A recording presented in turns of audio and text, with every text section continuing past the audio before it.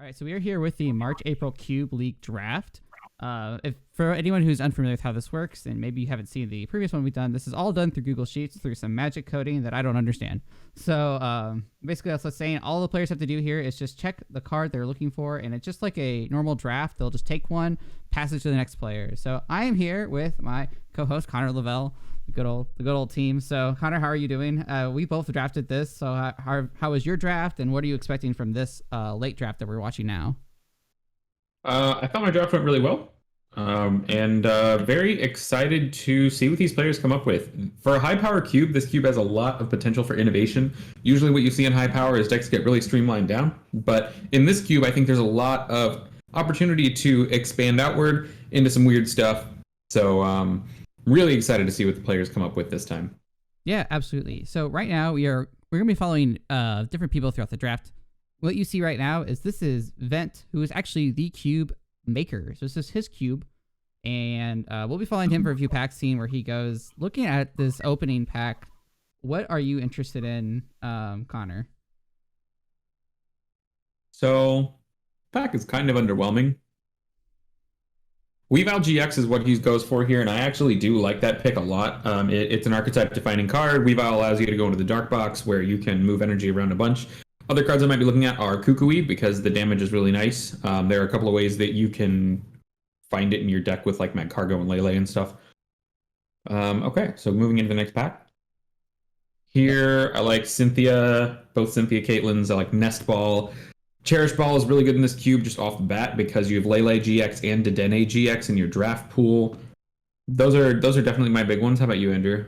Yeah, I definitely agree. And I guess I also forgot to mention that players already receive a Tappy Boss's Orders, which is lost zone after playing Tapu Lele and Dedenne GX. So on that premise, I definitely agree Cherish Ball is a very strong pick. Cynthia and Caitlin, this looks like it's going to be his. And I honestly would have gone with Cynthia, Caitlin, Cherish Ball. Any of those three are strong here. I don't know if I would have picked Cynthia, Caitlin right off the bat. Maybe, I guess, strong supporter recursion is what he's looking for here. Yeah, I think I probably would have gone with the Cynthia myself. You don't know for sure if Nest Ball or Cherish Ball is going to play into your strategy very well. Cynthia Caitlin, always a very strong card, of course, but you do need to have the supporters you want to get back, and it's a lot more valuable if you have some high-value utility supporters. So not a bad pick by any means. I still think it's definitely one of the best cards in the pack, but interesting diversion from kind of our decision-making already. Yeah, I definitely agree. I think it gives you... I guess like now you can guys plan on a supporter you want to play maybe coming back, and maybe has an idea in mind. Ooh, Colress and Rosa in this pack, as well as Rescue Stretcher. Some powerful cards here. Which one do you think is the pick?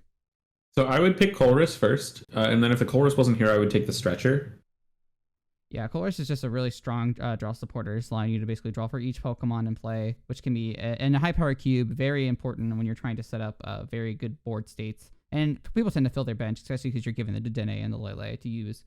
But Rescue Stretcher also just really good recovery, and recovery is really important in any cube, and especially Rescue Stretcher that allows you to pull the Pokemon to hand. Yeah, Rescue Stretcher being both immediate and versatile in the sense that you can shuffle 3 back simultaneously, that is a really, really valuable thing, especially in high power. Having the ability to turn that into a really fast Pokemon back from the discard that you really need.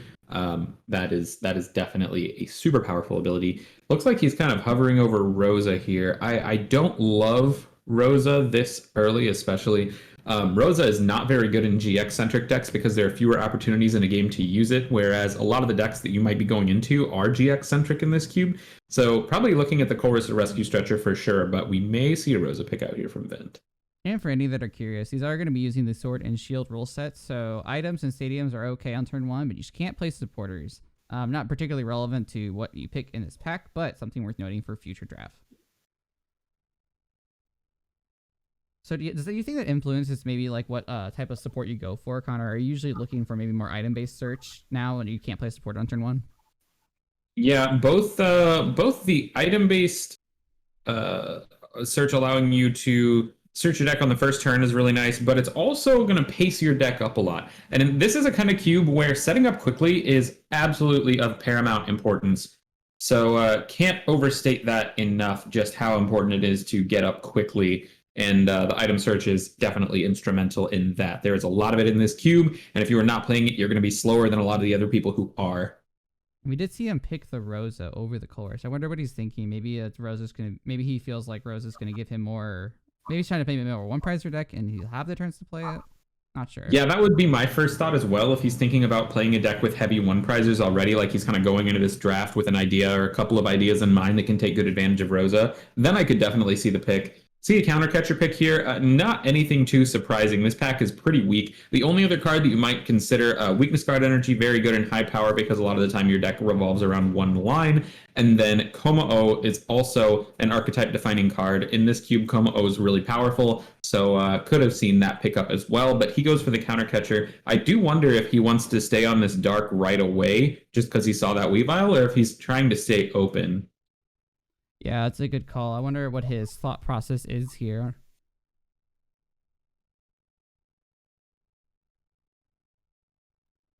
All right, we do see the packs pass. So we see another Cynthia Caitlyn here.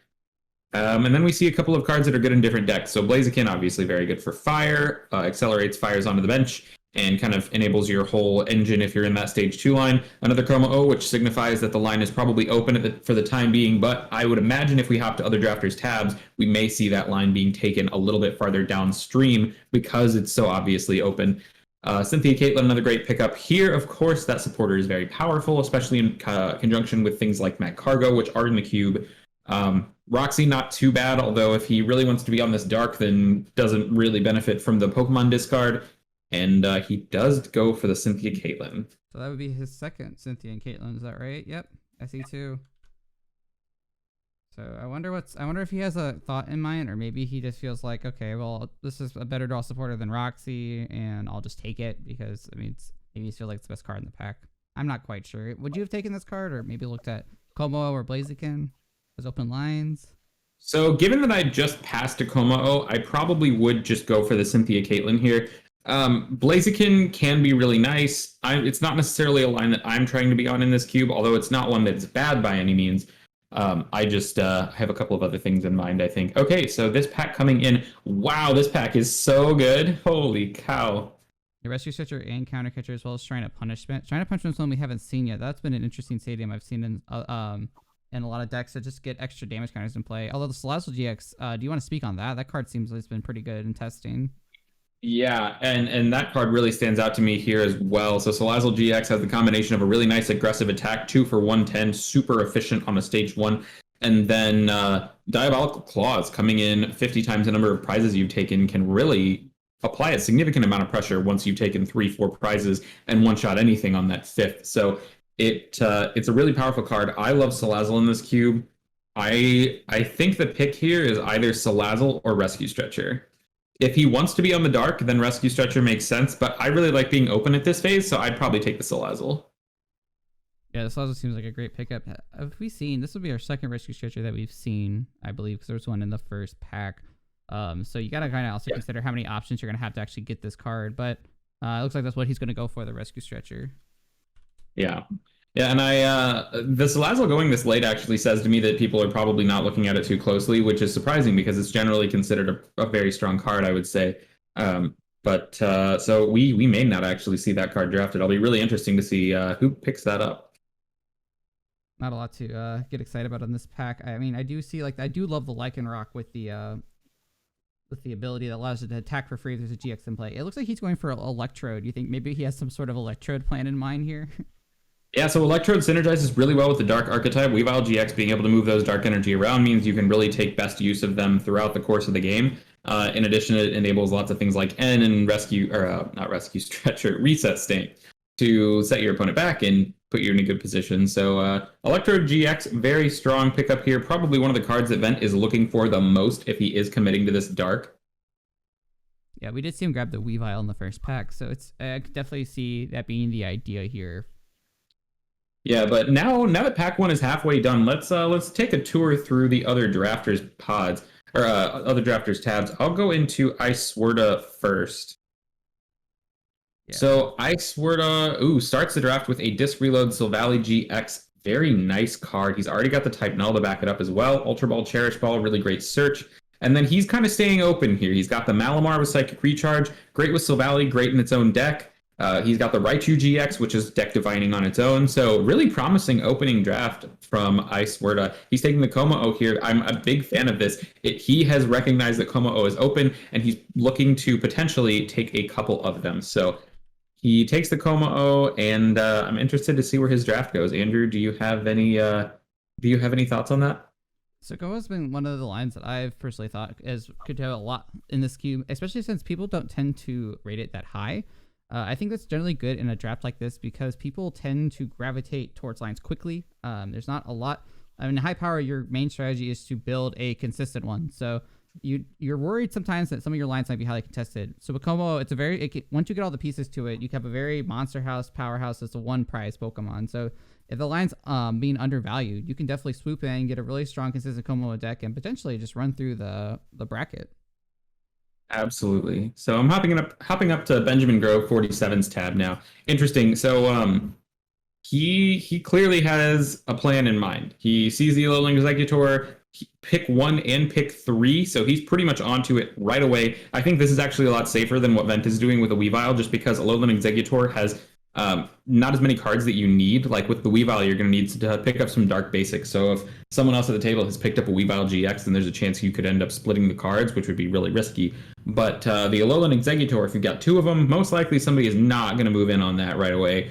Although he did get it so early, people might not know that it's been taken. So interesting thing we see there. Other than that, just a bunch of trainer pickups and a Rangaroo from Vivid Voltage, which is amazing if he can pick up a Magcargo. The Exeggutor is interesting. I feel like it's one of the stronger lines in the queue, but I don't often see it drafted. I wonder why that is. Yeah, I do really love Alolan Exeggutor in this cube as well. I'm actually playing it for this event myself, so very excited to see where this draft goes. I'll be keeping an eye on Benjamin Grove. I will take a look at Mike. Mike is actually a ghost drafter in this draft just because we needed to round out one more person. So he is fortunately doing that for us. He is an admin in the group. We have a process for vetting our ghost drafters, making sure that they are actually going for real decks and, performing as a real drafter would. We don't want anything to be disbalanced just because people weren't playing against somebody that wasn't playing in the event with the deck they're drafting. Yeah, there's a lot of logistics that goes into this. I mean, it's not like it takes more than 2 people just to do a cube draft. It takes up to 6 to 8, and we don't always get perfect numbers when it comes to cube league, especially when we have 2 drafting times. So we're making the best out of what we've got, and honestly, the admins here are always reliable. I always have shown that they want to keep the integrity of the event very high. So definitely no issues there. It looks like he's kind of got a few things going on here, and he's going to be grabbing the Shrine of Punishment, but he's got Articuno, Suicune, and some water types. He's got the Pachirisu for Raichu. So yeah, Shrine of Punishment with Marshadow. I mean, this is a very classic Mike Gibbs kind of deck. This is exactly what we would expect to see from him in a regular draft, so I have no doubt that he will probably draft as he normally would. He does take an Execute. Oh, he's considering an Execute here, which is bad for Benjamin Grove. Benjamin Grove banking on wheeling this Execute and picking that up for his Alolan Exeggutor.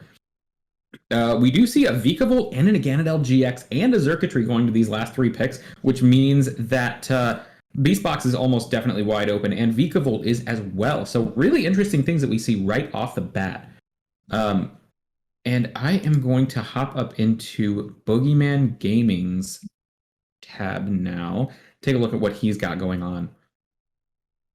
Okay, so we actually do see a splitting of the Malamar line already, which is really interesting. Of course, Malamar being a super powerful, versatile accelerator, being a stage 1 that can get energy back from your discard. Even if you're not necessarily playing Psychic Pokemon, it can be really strong. He does have the Nihilego GX on the bench in his draft as well, and the Alolan Sandslash GX, which can synergize with a lot of the spread attackers like Shining Arceus, which he also has. So we could be seeing something like a Malamar spread combo deck, but he could end up fighting really hard for those pieces with Icewerda, who has the Malamar as well. So definitely going to keep an eye on this and see if either player ends up pivoting or if they both try and go in on this Malamar thinking that they've already got the first one. So I actually was talking to Boogie right before the draft, and Malamar spread was his number 1 deck that he was going for. So I'm not surprised to see this combination in his draft, but very good point to see that the Malamar line is contested. I think one of the skill sets he's going to be tested here is to see, is he going to be able to figure that out if he's unable to achieve more Malamars into his draft. So it's going to be interesting to see. Maybe he puts it together if some of the Malamars don't come his way. Maybe some of the Inkays are getting picked up. He might say, well, this line isn't open. I need to divert into something different. So it's going to be interesting. I'm wanting to see how this unfolds. At this point, I would be pretty surprised if he pivoted, just because he does already have some of the key combo pieces for the Malamar spread deck with the Shining Arceus and Alolan Sands / GX as kind of that. I call it a checkmate combo, but it's not so much in the same sense. We do see a Juniper pickup here from Boogeyman Gaming. I think I would actually like the Marnie more. That effect is more rare in the cube, or rarer, and it actually, I think it's more powerful. How about you? So I definitely understand. Marnie definitely gives you sometimes your opponent just breaks off Marnie as well. So I mean, like, if you can just win the game off playing a Marnie, sometimes it's just even better. I mean, you can't win the game just by playing a Juniper in the same sense. Maybe he's just valuing the deck thinning with Juniper. Granted, there are lots of deck thinning options. I know with like maybe a Malamar deck, you're maybe concerned with getting the energy in the discard. I don't know. With Denna, you might not have to worry about it as much. So personally, I would probably also pick the Marnie just because I don't tend to usually draft Juniper in a cube deck, but Juniper's still a strong supporter either way. Yeah, definitely a strong card, probably the second best, but I really would have liked to see that Marnie pickup. But I'm going to hop up over to Weiss on Ice and take a look at his draft pool. All right, we've got some interesting things going on here. He has he has two Fomantis, a Rowlet, a Golisopod, and two Piplup, as well as a Trashlanch Garbodor, but nothing that really goes together. He doesn't have any basics that evolve into any specific Pokemon. Could be that he's kind of scouting for this Golisopod Lurantis deck, because he's definitely got those cards selected still, so he's considering them. And they're also at the top of his draft pool, which shows to me that he's sorted them that way, and he's kind of considering which direction he wants to go. I know I have heard him talk about the Lurantis Golisopod deck in advance, so I would not be surprised to see him go with that direction. And it looks like he is going to be picking up the Marnie. I mean, for similar reasons we previously discussed, Marnie's just a great draw supporter in the terms of it allows you to disrupt your opponent's hand, as well as putting them on the bottom of their deck. So if you know their hand is stacked with maybe a Seaman's Resolved, you can essentially just put all those cards in the worst spot possible. So good pickup. Definitely. I'm really interested to see if he picks up the Decidueye or the Golisopod here, because he has the Rowlet, which signifies to me that he might be thinking about Decidueye, but he also has the Golisopod already picked, so I'm really interested to see which one it is. I want to hang out in his tab until he decides. Yeah, I mean, this is kind of like a crossroads in a sense, because I wouldn't expect the other one to wheel, so I could see it going either way. He's not particularly locked into one route. I think it would be a lot easier to wheel the Golisopod. So if Definitely. It were me and I was kind of in the same boat as him, I'd probably go for this Decidueye. Also, a decent chance you could play the Decidueye in a deck other than like a straight Decidueye deck, just for the damage. So could very well be that he goes for this Decidueye first and then attempts to wheel something later, because I think he'll probably get two good cards out of this pack, given the overall card quality is very high. Yeah, I mean, there's tons of great cards left for him. I mean, even like the Rare Candy, even the Lana with the Water Golisopod. There's just, I mean, at worst, this pack still has lots to offer. Yeah, definitely. So he does go for the Decidueye. I think that's definitely the safe pick here. Yeah, and Decidueyes are also, if you have any game plan involving them, they are so hard to find, because people are very let's just say affectionate towards Decidueye. So people tend to draft this card very highly. So to find it early in your pack can be great. And like you said, he could also wheel into the Golisopod later.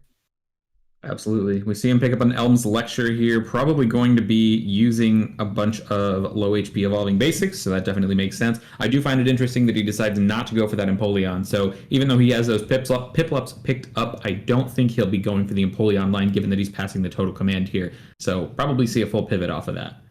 Yeah, I think Elm's undeniably, I guess, the best pick here. Elm's kind of interesting, though, because it will work with this Decidueye deck. It will not work with Golisopod as well, because of the Wimpods being 70 HP. So a little bit of a pain there.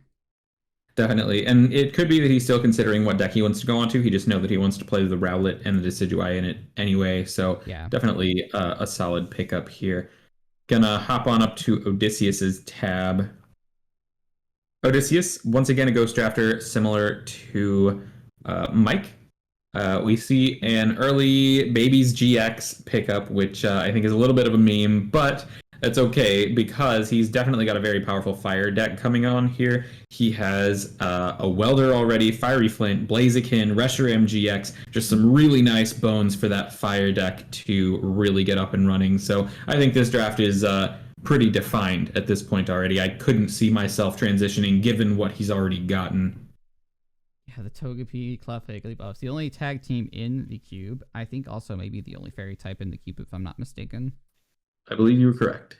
Oh, this card, I've heard some people talk about it. I don't know if it's particularly going to be impactful, but I would love to see someone play this card to a full effect. Yeah, I think it's generally not considered very good, but it can be a powerful stall card, can be a powerful control card, and if you do play those fairy energy, I mean, Rolling Panic is a very good attack on a basic. Yeah, absolutely. So this pack's kind of running dry. A lot of Pokemon here for maybe lines to flesh out. That one Empoleon's kind of sticking around. No one seems to want the Total Command Empoleon, but granted, the cards people took were significantly better. Does seem to be true. So I'm going to hop down to Mysterious Players tab now. All right, actually, really interesting things going on in this tab in context of the rest of the draft. So lots of stuff I want to talk about. He's got 2 Salazzles already, which is going to conflict with Odysseus, and he also does not know that Odysseus is on this fire stuff. Odysseus already has the Welder. He already has the Reshiram GX, already has that Fiery Flint. So a lot of the cards that the Mysterious Player might really be happy with. And Mysterious Player definitely more on the fire side of this draft than anything else. I know it looks like he's got a lot of types going on right now. He is pretty open still, don't get me wrong, but he has the strongest cards in his fire core, and you definitely see these 2 Salazzle here as very powerful cards. So I would expect that to be the way that he goes, but he is definitely going to be fighting for these cards with Odysseus probably the entire draft, because given what they've both already gotten, I don't see either of them giving up any ground on fire. Yeah, that's definitely something also hard to kind of see, especially if you've got parts of the line. It's kind of difficult to see where the line is already going. I thought we've already seen that. Maybe he picked up the Salazzle GX early. I thought we've already seen one of those. We have seen one Salazzle GX. I believe Mysterious Player is the person who picked it up. We saw it in a pack. Right. Okay. Yeah, because that's definitely a good card to see early. But like you said, he's going to be very contested with Odysseus for getting the other pieces. Yep. And one other thing I want to point out here. So he has an Execute, which someone else at the table already took an Execute from the Alolan Exeggutor player. We also see that he has the Fresh Squeezed Shuckle. This is probably the single most important card outside of the Exeggutor line that you can get in Alolan Exeggutor. Fresh Squeezed allow you to search your deck for 3 basic energy and put them directly into your discard pile, so that adds 60 damage to your Exeggutor right away, makes your deck way faster. Mysterious Player already having this card means that it is going to be so much harder for Alolan Exeggutor to get up quickly. Now, it can still be a powerful deck, but it's probably going to be behind a couple of turns on damage output compared to a deck that has it. So I wonder if the Alolan Exeggutor player kind of sees that he's not getting a lot of basics, that maybe some of the support that he would like is missing, and pivots. I think at this point too, you probably have seen all the packs that have the Execute in it. At least I think. Well, I don't know if these packs have actually been around yet. So hopefully at some point you start seeing that these eggs are not coming back to you. That you can at least know by then you should pivot. We're still pretty early into the draft, so it's not like it's in that big of a trouble spot if he figures that out early. So that's kind of the question, is timing. Right.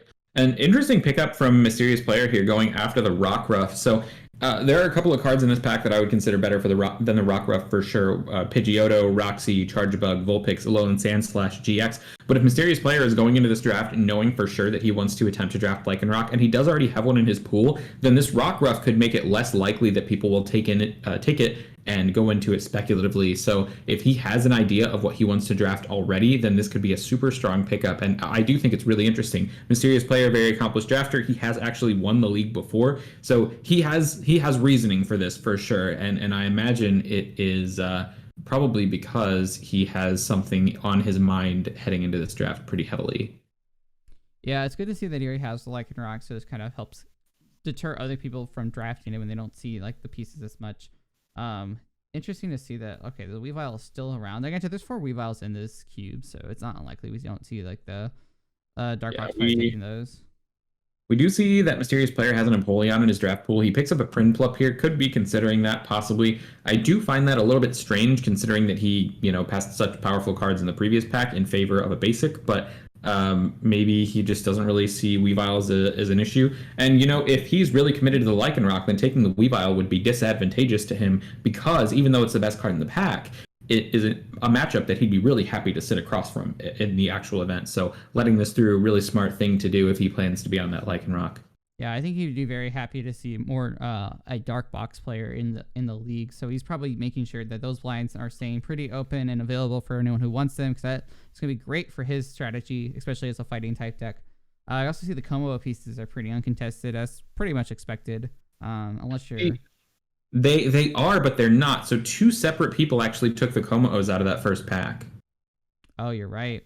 Yeah, I must have missed that. I saw the evolving basics not get taken, so maybe. Yeah, and generally to me that would be a signal that they are, open. However, given that we already know that two of them went around the table, and I believe everybody at the table did have the opportunity to take them, it seems that they are probably going to end up undrafted this event. Very interesting. Yeah, a little bit deceptive there. I'm going to hop on back up to Vent. And I think next we'll probably settle on Ice Swerda, just kind of go down the list and watch him for about half a pack or so. But gonna check back in with our guy Vent and see how he's doing. So he has picked up, he's diversified. And actually we see a third execute in Vent's pool. So that means the Alolan Exeggutor player has literally 3 executes left in the entire draft. That's crazy. So weirdly enough, I wonder why people are taking them. I do wonder. So I understand, picking an execute in the last 3 cards. Maybe you consider Alolan Exeggutor a very powerful line or powerful line against your strategy. You want to get rid of it. But it could be that the Alolan Exeggutor player either has abandoned the line and has not been taking the executes very heavily, or he is, or they are. I actually don't know.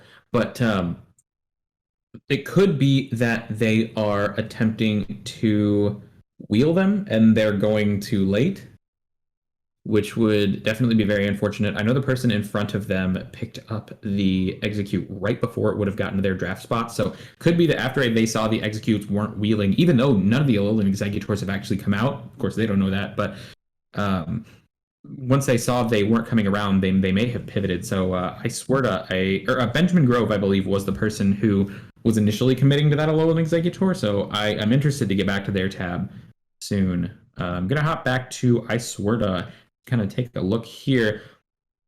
So we have 2 Komos here. We also have a Hakamo-O, Silvally GX, another Silvally GX. So this draft is shaping up pretty nicely. Seems that he's noticed that the Kommo-O is open. He's going to take that Jangmo-O. And this is going to be a very interesting draft. So he is going to be missing 1 Kommo-O, but I don't think it is the more powerful one. Yeah, so the more powerful one is the Scaly Uppercut and Shout of Power one. The other one is certainly not bad, can be used aggressively, but he does have 2 of the Scaly Uppercut Shout of Power ones already. And I do know that Icewerda actually drafted the Kommo-O in the test as well. So very interesting to see him heading back to that line, even though he let it wheel the first time. So maybe he wasn't really considering taking it at first, and then when he saw it start to come back around, then he went back into it. So that's actually pretty great, because he's already had experience with this line, so he's going to go into it with a little bit more knowledge than he would maybe with other different lines in the cube. So great to see that the line he's comfortable with is already open. It's probably going to play to an advantage. Absolutely. So I know I said I thought we'd stop on Icewerda, but I want to hop over to Benjamin Grove because he was on the Alolan Exeggutor, and I want to see how that might have changed. So we see now he has 2 Alolan Exeggutor, Rockruff, Kommo-O, Naganadel, Lurantis. Okay, so it looks like the draft. Oh, and we see a Hakamo-O pickup as well from Benjamin Grove to go with that Kommo-O. Could be that Icewerda ends up being contested on the Kommo-O line right next to him. So really low chance that that either of them end up with a particularly good Kommo-O deck. Icewerda already having 2 of the good ones means that he's much more likely, of course, to end up with a solid strategy. But he's pretty low on the evolving basics we've already seen, and Benjamin Grove picking that one up is going to make it a little bit more difficult. We also saw in Icewerda's pack that he had to pick between a Kommo-O and a Hakamo-O and a Jangmo-O, and so he's going to lose one there. There's a Hakamo-O in this pack. Oh, this is actually the one that Icewerda just passed. So Icewerda knows that this card is leaving. Yeah, he can accept that. Yeah, I don't think he's too upset about that. But I am really interested in this Benjamin Grove draft because Alolan Exeggutor is not really working out.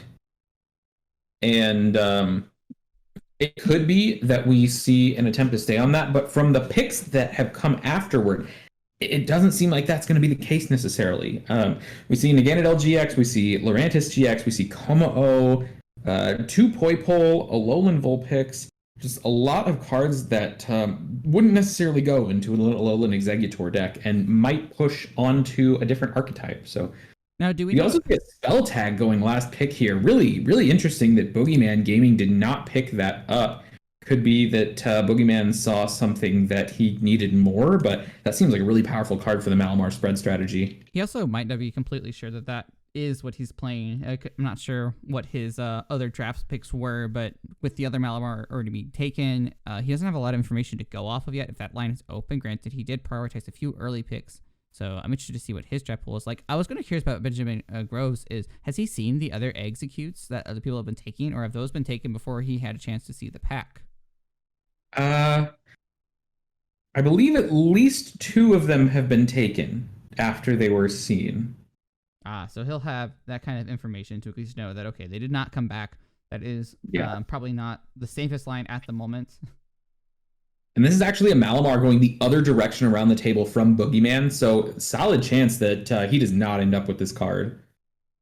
Yeah, that'd be a bit unfortunate, but you're probably right. I don't see that many other cards that come in front of it usually. So Malamar will probably get taken early, probably by the other Malamar player. I mean, why wouldn't it be if they're still on it? So that would be very unfortunate. Now I'm curious to see what Boogeyman's drafted. I wouldn't mind hopping over there if that see what. Yeah, I'll hop over there in just a sec, but I do want to talk about the pick in Benjamin Groves pack right now. So Benjamin Groves seems that the draft here is not really coming together right now.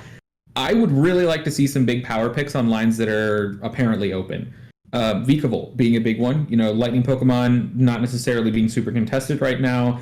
I would love to see the Tapu Koko GX being picked out of this pack as kind of a way to attempt to get into a line that is not being taken. Actually goes for the Skyla. Interesting pickup. Maybe try and go for some specific strategy or make it easier to get the energy and discard from a Alolan Egg, but definitely going to want to keep an eye on this pack as we go. But let's hop over to Boogeyman. Yeah, I want to see where he is at in this draft and see if things have changed. It looks like we see more Psychic Basics like the Deoxys get drafted and the Girafarig, but we also see a Wimpod and a Rowlet, so he's got a few other the grass lines. But it does look like he is more still on the Psychic line here, so very interesting. Yeah, I would say the last pack really didn't give a lot of defining cards to Boogeyman Gaming. No, I don't think in the sense that, I mean, the Deoxys will go into Malamar deck, but none of the other picks that came out of that pack are really indicative of a Malamar draft. We are seeing him go for the Bridget, which is a lot more setup based. So not specifically Malamar, but still, pretty good for a setup deck. Yeah, it could be that he decides to go for the Bridget over the Juniper. I would really like to see another Juniper play here. It would get him up to 3. Could make a really aggressive oriented strategy, but the Bridget definitely makes sense if the goal is to go for Malamar. I would just be... You're going into pack 3. If it's the end of pack 3 and I still haven't seen another Malamar, I would definitely be looking to switch. Now, we have seen... What lines do you think are probably open here? Machoke? We haven't really seen any... Well, we haven't seen any of the Machamps, but... if you're looking for another line, that could potentially be one you're looking at. There's another Execute too, so that one might actually come to Benjamin Graham. But I'm not quite seeing a lot of lines here that you can put together that are open. Are you? I am not. Yeah, so Vikavolt is open. We've already seen 2 Vikavolts. I believe Lurantis is open. We've only seen one Lurantis so far, Lurantis GX, and it did go to Benjamin Grove. So could be that that we see a player get into Lurantis kind of in the mid to late game. Some of these people that are trying to transition maybe now. We see an Inkay pickup from Boogeyman. I don't love this. I would really like to see the Scoop Up block Mime, because his strategy is to get that really powerful spread, and this cube does have cards like Acerola, like Scoop Up Net, that would be super powerful against the Scoop Up, or the strategy that Boogeyman is going for. So I would love to see the Scoop Up Mime pick here instead of the Inkay. Inkay just not very high priority. We haven't seen a ton of them go around the table, so it's not like they're being, snapped up or whatever. I don't know. I think the Scoop Up Block Mime or even the Grimsley could be really strong here. Yeah, I think the thing to also keep in mind, even if he doesn't get the perfect spread Malamar deck, he still has a lot of great spread cards that could synergize with stuff like Grimsley or Mr. Mime. So I actually tend to agree. And if the Inkay, actually, I think this would be a good test. If he lets the Inkay go and it comes back, he probably has a good indicator maybe the line's still open. If it's not in the pack, you definitely know you shouldn't be drafting Malamar, or it's going to be a lot more challenging. So I don't know. I feel like you could definitely take the Mime and expect the Inkay to wheel, or if it doesn't, you still probably have to look maybe into something else. Yeah, he already has such a powerful spread thing going that I don't think he has to necessarily commit to the Malamar. And letting the Inkay go around could be a great opportunity for him to gain more information about the other people's decks. So, but he does push for the Inkay instead. So I think this to me shows that maybe he's like really trying to force that instead of just trying to keep an eye out for what else is going on. Maybe he just figures, okay, well, at least if nothing else, I still have the Malamar, like a 1/1 Malamar line that can use. Yeah, I can put it in anything. He is going for the Naganadel GX here, which can be uncontested. I think actually could be a good addition with the spread. It does have a good draw ability with Ultra Conversion, especially since there's so many Poiples in this cube. They tend to not go. They're not all getting drafted, especially if there's only one person drafting the line. So you get a lot of value out of Ultra Conversion just by discarding the Evolving Basics. So I like this card a lot in this cube. Yeah, and again, at LGX, it's interesting, and it could show a willingness on Boogeyman's part to kind of pivot out of this harsh Malamar strategy and diversify a little bit. Would have liked to see a pick on the Rescue Stretcher if he doesn't end up using this Naganadel, so hopefully we do see it incorporated into his strategy in the end. Yeah, I think something he's going to keep in mind. He's going to keep using Ultra Conversion. He's going to also need recovery, so he's probably going to need some recovery pickups eventually in this cube. But I guess he's also going for consistency, so that's why we see the Cynthia pickup right here. Absolutely. Yeah, I think the Cynthia is definitely the pickup. Kind of curious what Benjamin Grove is doing. We've seen quite a few executes coming. Wonder what he is drafting now that those have come through. Yeah, I kind of want to hop back and just take a quick look. Let's see what he's looking at. So he has taken one execute out of. We do see one execute. And he's so it could be the Benjamin Grove. Could be the Benjamin Grove ends up on this Alolan Egg.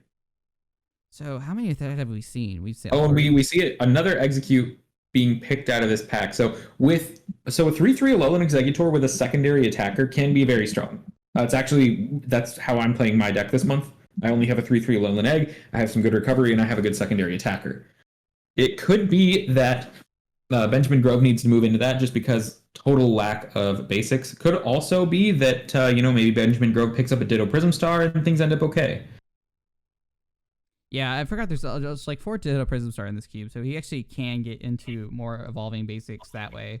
It is kind of unfortunate the other eggs got picked up because I'm sure he would love to have those, but at least he's getting to fill out both of his executes with Evolving Basics. Absolutely. All right. Let's hop up to Weiss on Ice. We see that Malamar actually could make it back to Boogeyman. Actually, I think it's going to. With the way this is going, he's picking the Skyla, so Boogeyman will have access to another Malamar. Yeah, it does seem that. Okay, so we actually see a Skyla pickup from Weiss on Ice, and he is not gonna go on this Malamar. So Boogeyman will get it. He's gotten into 3 Decidueye GX, which is incredible. Oh yeah, so his deck is pretty well outlined at this point. I don't think that he's going to really struggle at all to figure out exactly what he's doing. He's got 2 Golisopod as well. Probably going to be looking for the damage boosting Lurantis. Maybe just go for a Golisopod Decidueye deck, which I think could be very, very powerful, just given that Golisopod, the water one deals 180, the other one deals, I would say, most of the time between 130 and 180 for a DCE. Decidueye GX really rounds those numbers out well. So very excited to see where this deck goes. I think this is probably one of the most promising decks at the table. Would you? I would definitely agree. I think nice about having all of this so early as well as it means a lot less people are probably going to be interested in the line. Having all 3 Decidueye GX means most people aren't really going to look at the other one and think, okay, that line's pretty interesting. So he'll probably get into the other ones fairly easily. Decidueye GX in general is just fairly strong. Having access to 3 Feather Arrows, 60 damage counters a turn if he gets them all out is going to be very impactful. And the Glissopods in this cube are nothing to scoff at. They do a lot of damage, so I'm very excited for where this draft will go. It looks like he's pretty much getting everything he needs at this point. Yeah, I would be pretty happy if I was in Weiss on Ice's seat right now. I mean, you pretty much have free reign on everything. Nobody else is even looking at these lines. I think we might have seen a Rowlet picked up here and there by other players, but if you're Weiss on Ice, I don't think you're necessarily going for the full suite of Decidueye, and the Rowlet is probably the least important part of the line to actually pick up. So definitely looking like he's in a good spot. I would like to see him pick up some rare candies, though, because I think he's going to need those for tempo. But the nice thing is now knowing that you are onto a stage 2 deck like this, they can prioritize this a little bit safer. Definitely. I haven't actually seen a lot of rare candies gone around the table, and we do see a lot of stage 2 decks with the Kommo-o, with the Decidueye at least. So probably split between those two players at the moment. I'm excited to see kind of what Vent is on when we get back to him, just because he was so hard on that dark deck at the beginning. So really interested to see if he is still there. And he's not contested on it by any of the players at this table. So very likely that he could end up pretty clean on that. Yeah, I guess for Weiss on Ice, he's just looking to draft more, just all the consistency he needs, and then just you pretty much have the attackers you're looking for. You just need the evolving basics. Yeah, and at this point too, he knows he can probably wheel those Glissopods and really just have a nice draft ahead. He's in a very good spot. Curious to see how other people are doing with this draft. Yeah, I'm gonna skip over Odysseus. Just check in for a brief second. Looks like he's still on that fire for sure.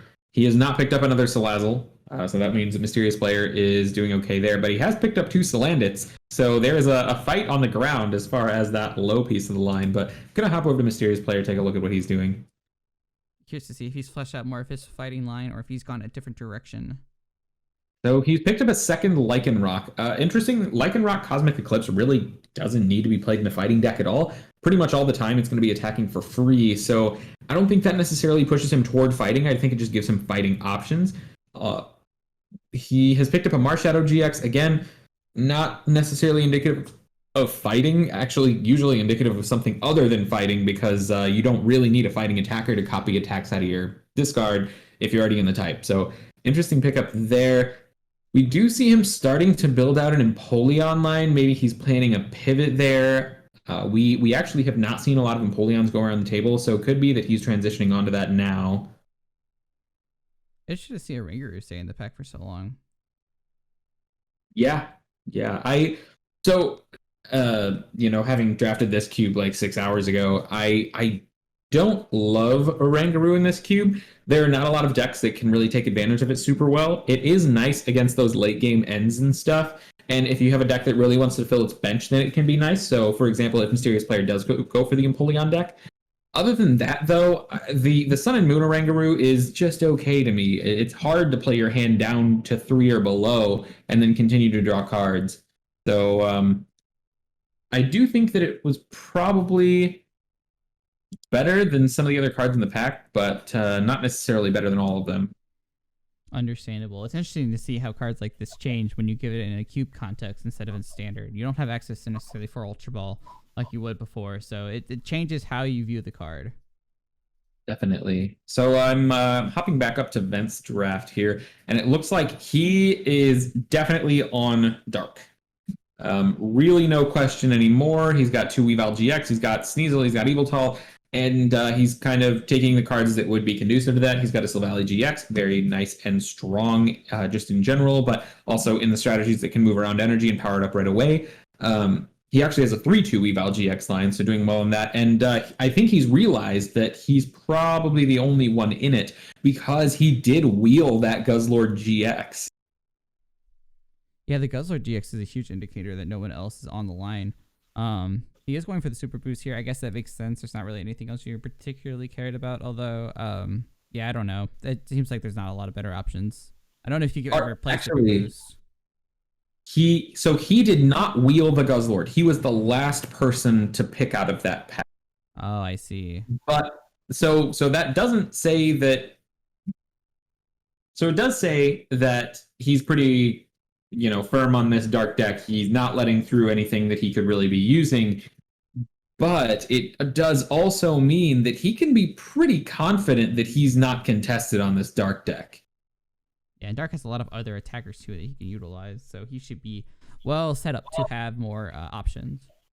Yeah, and he's already got the Electrode, so Vent's deck definitely shaping up to be one of the strongest. I'm sure he's ecstatic to see 3 powerful fighting Pokemon as the last 3 cards in the pack. It means this pod is probably not going to have any serious competition for him in that respect. So very, very nice for Vent. Do you think you just take the Machamp here just to deter people from the line, or do you think the Drought Groudon's worth anything? I would take the Drought Groudon because Machamp as a line is kind of hard to get into late because it really benefits from having a lot of fighting Pokemon. The Drought Groudon is the most likely to end up in like a Lycanroc deck or something, and that is something that's still on the table. So for him to pick up the Drought Groudon, and he does, means that it's not going to be a basic that he plays against, at least against anyone in his pod. And I definitely like this pick of the 2. Yeah, there's tons of different pods. There's up to 5, I think 5 pods, right, that are drafting this cube between this and the first one. This is the 5th pod. So while you can't stop all the players from getting into these cards, you at least stop a fair amount, which is sometimes all you really need. And less is always better, especially in this situation. Definitely. So going to see the last couple of picks of this pack wrapped up. It does look like the player who had taken the Malamar, who was that? That was Icewerda. Yeah, so Icewerda had picked up that Malamar earlier, and he has completely moved off of it now. So Boogeyman is going to end up having the rest of the Malamar draft.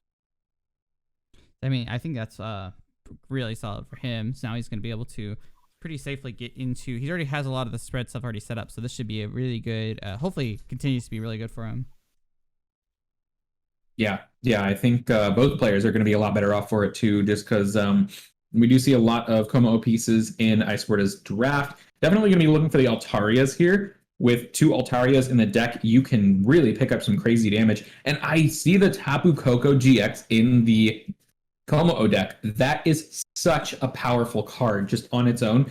Como-O doesn't have a GX attack that it really cares about, so having Tapu Koko that they can just play at any time and take a huge knockout with Tapu Thunder GX is an amazing asset. I cannot think of a better basic to put in this deck.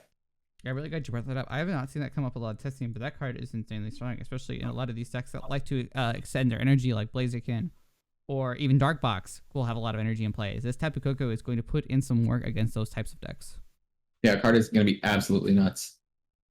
Aerotrash is also a great ability. I mean, if you have your energy pretty spread out, you can just accelerate all to one strong attacker. It's pretty nice for that reason as well. And you're already using lightning energy with Como, so it pairs really nicely with the line.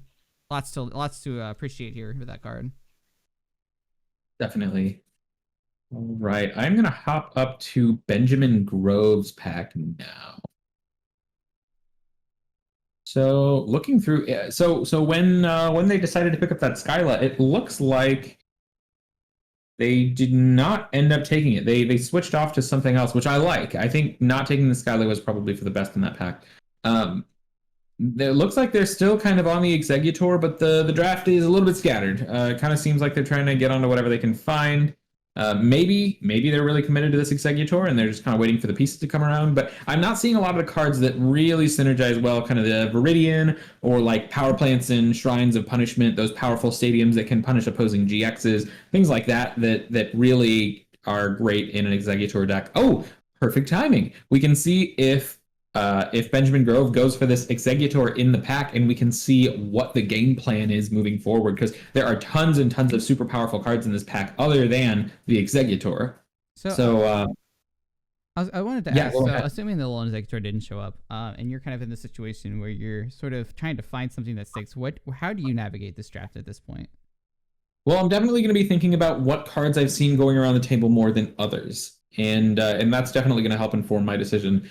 The things that I'll be looking for are just power cards. So even if I think somebody is maybe on a line already, if I can take a power card that I can maybe use in that deck or a couple of others, that's a Pokemon, of course, then I'm going to be picking things like that up. So that was actually what kind of informed my Tapu Koko GX recommendation from the last pack, which was it's power card. You can use it in tons of stuff. You know, you can partially build your deck around it, and it's something, and it can turn into more. Yeah, I think so. That's going to be my way to start repairing a draft like this. And he does have the whole second half of the draft still to go, so it's not the end of the world that the deck is not coming together very well. However, definitely going to need to get onto something. This is time, you know. Right. Yeah, you can't spend your whole draft scrambling. Eventually, you have to commit to something and hope for the best. So, definitely can understand that. And it looks like he's making progress. I mean, getting the low executor pickup is great. I mean, he has a few more executes to land that. I think he would love to see a Ditto Prism start here or something to at least give him more evolving basics. Maybe some recovery. Do we know how much recovery he actually has in his deck right now? I see 0. That might Oh, be a Brock's problem. crit. There's Brock's crit. Ooh, but Brock's crit can shuffle in energy. That might be a little bit counterintuitive to the strategy. Yeah, if Benjamin Grove does not have enough grass energy and executor pieces when he plays the Brock's grit, then it will actually set them back. Out of this pack here, I think the really difficult decision is Shrine of Punishment versus Scoop Up Net. Does he have any synergy? Both cards incredibly powerful. I guess the little Executor is very good because you Scoop a Net, and it's just a damage. He's it off the field. Yeah, hard to say. I think honestly, thinking about deck building, maybe the Scoop Net's better because if you don't have the recovery, you can at least deny the prizes. Yeah, I think I would take the net just because if the consistency doesn't come together, which how's the consistency in this draft?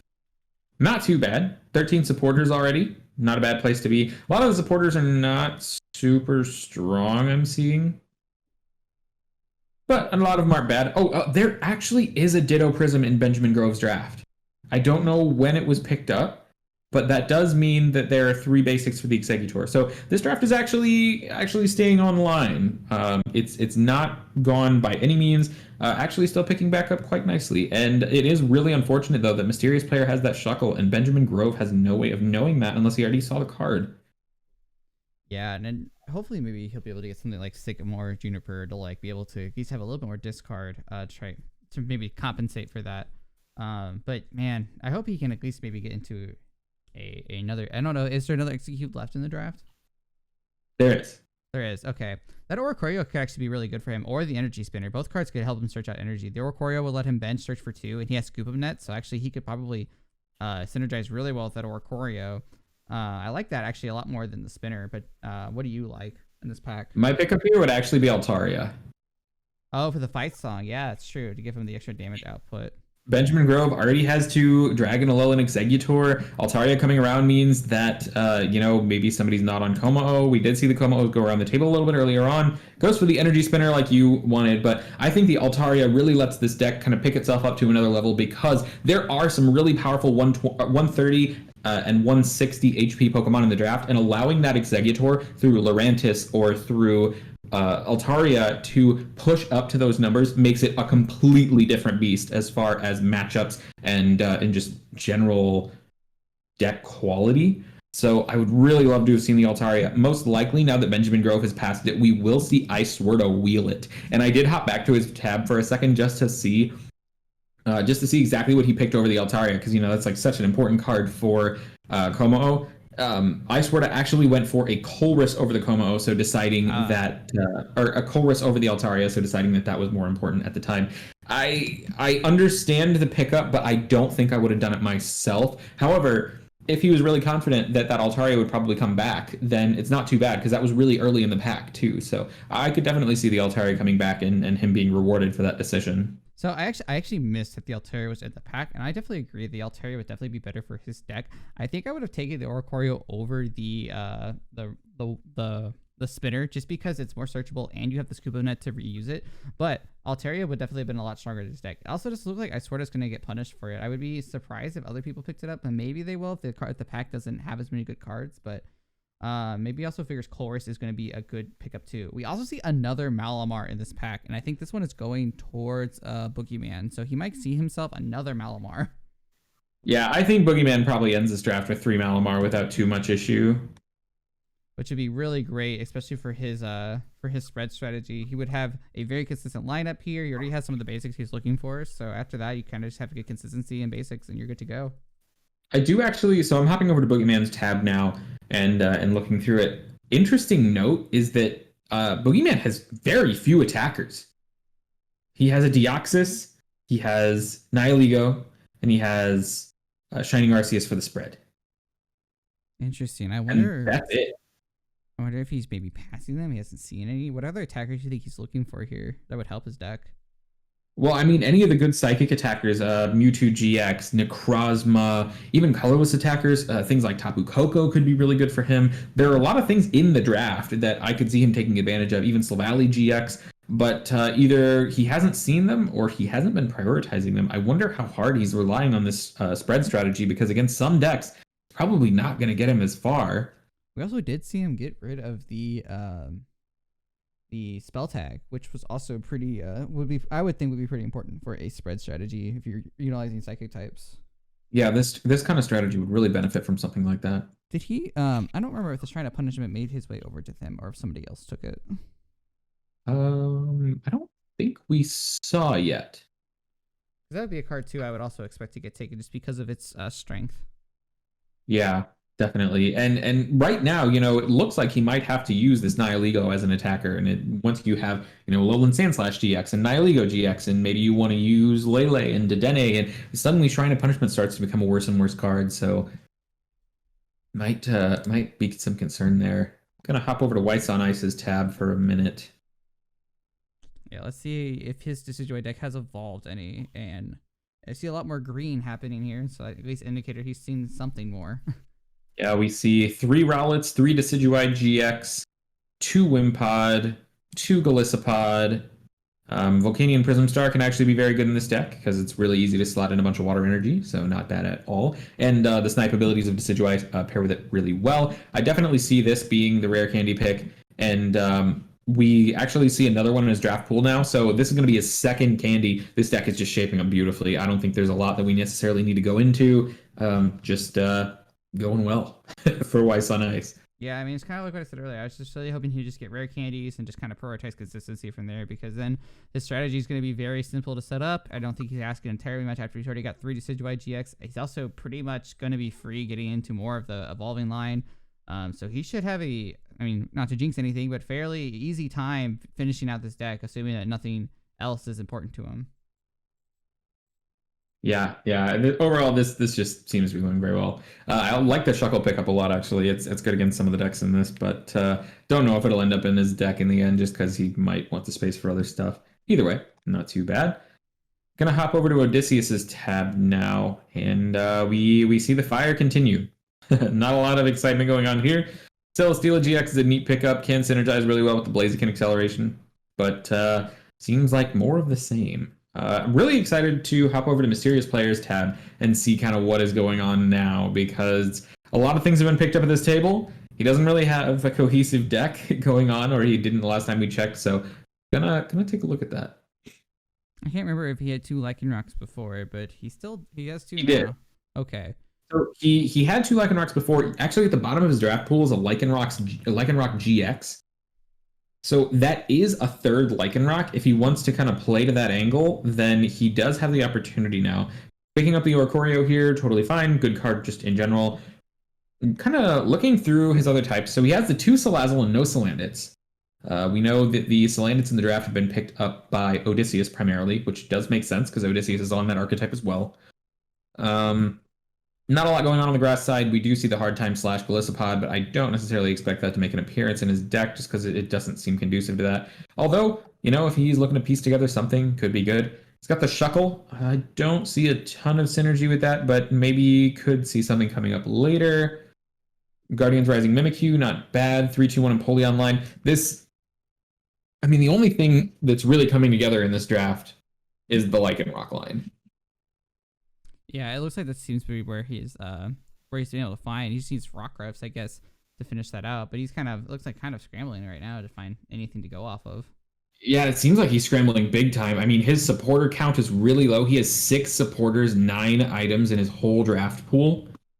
So this is a rough spot for Mysterious Player. I'm excited to see how he tries to turn this draft around, but we're getting pretty late now, and he doesn't have a Pokemon line. He doesn't really have a consistency engine. There are only so many cards that he has left. Yeah, as you can see on the bottom side, he only has 34 picks left, so he will have opportunities to get into great cards in the sort of the next 2 packs. But eventually you're into the point where, okay, I need to prioritize Pokemon or consistency, or it gets very tough, to say the least. Right, and the most realistic positive outcome I could see is like a Salazzle Lycanroc kind of deck. which is not bad. I mean, it has won the test before. It's quite powerful, but given that there's somebody else drafting fire at the table, and I think Mysterious Player could be reasonably assured of that, given how few fire Pokemon. I mean, he hasn't even seen any Salandits come back to him. That's so indicative of things happening that are not great for him. So interested to see where this draft progresses and if he's able to put it back together. I'm kind of surprised. I guess like he went for the Rowlet here, maybe because he already has the Dartrix, but I would almost go for the Weavile just because that's another power card that you could utilize if maybe the dark stuff isn't taken, which you kind of had to assume maybe I need a little bit of luck here to try to find something. So I actually do understand this pickup because he has the Dartrix already. You can put Decidueye GX into basically anything, and it can make a deck that doesn't end up very good being at least decent. I guess I forgot he was drafting fighting as well, so the Weavile is still out there as bait. Yeah, and he's pretty happy to play into the Weavile. In addition, it's fairly likely, given the number of dark cards that Mysterious Player's seen at this point, not go around the table, that somebody is on it, and trying to move into something like that at this point would not really get him anywhere. He would waste a lot of really valuable picks on things that didn't end up working out for him. So at this point, I'm not looking for power cards anymore. I'm looking for something that I think I can actually turn into a deck. Maybe that's why we see him. And I think Weavile would be too big of a risk in that respect. I definitely agree. That's a very good point. Yeah, it's gonna be interesting to see like what he can find. He's definitely gonna need to draft almost perfectly to kind of get the rest of his pieces there. I mean, having the Lycanrocs is really nice. It's not like it's not like his draft isn't going anywhere. He definitely has opportunities. He's just gonna need to find those really soon. Definitely, yeah, and so I'm hopping back over to Vents tab now to take a look at the Dark deck. Seems that is shaping up nicely. He's got the Voltorb for the Electrode. He's got double Darkrai now, just padding out that attacker toolkit. We see a Weavile GX versus a Piers in this pack. I think the Piers is definitely the pick, given that nobody is realistically getting onto Weavile at this point. Plus, with 4 Weavile GX in the cube and it's an uncontested line, like you don't need 4 in your deck to function. I think the Piers is just a way better supporter for your lines, and it can search out so many great cards in your deck. Yeah, Piers is just a card you're happy to have as a Dark player, so I'd really like to see that pick up here. Yeah, I wonder if he's debating the two and trying to think about which one he's more likely to. I don't know. I feel like he already has 2 Weavile GX, right? So he's probably fine grabbing the Piers. He also did get the Guzzler GX, which is great. Yeah, he picked that up a couple packs ago now, and the double Darkrai are both very good. So one Darkrai has DCC for 80 if you've already used a GX attack, which Dark has several GX attacks it's very happy to use early. Then it deals 160, amazing damage on a basic. He also has the Vortex of Darkness, which is 60 plus 20 for each darkness energy attached to it. So lots of damage potential on that Darkrai as well. Overall, deck seems to be shaping up well, and I don't really see Vent having any issues from here. I don't either. It seems like we have quite a few people having really easy times drafting the lines. The Malamar lines should be coming together. He just needs attacker. Whites on Ice line is coming together beautifully.